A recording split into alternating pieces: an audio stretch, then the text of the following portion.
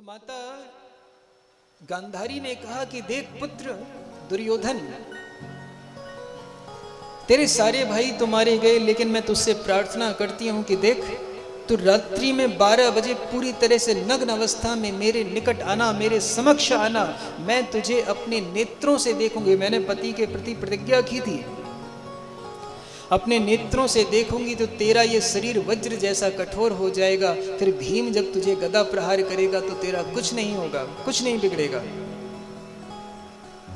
लेकिन एक बात याद रखना, ये जितने अपने माँ बाप को छोटा और अपने आप को बड़ा समझते हैं ना, उन सभी बच्चों के लिए सीख है।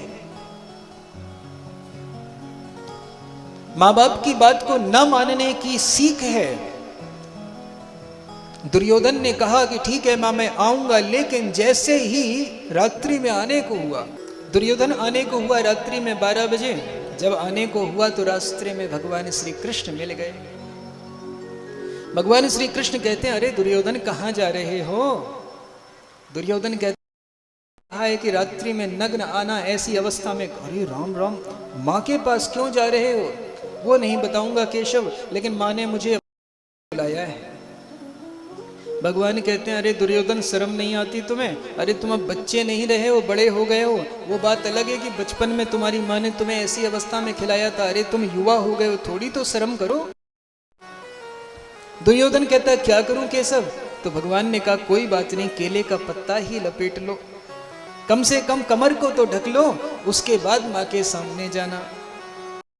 दुर्योधन ने कहा, बात सही है। देखो, माँ ने कहा था नंगे आना, नग्न आना, लेकिन किसी दूसरे ने कहा और उसने मान लिया। यहीं से उसका पतन प्रारंभ हो जाता है।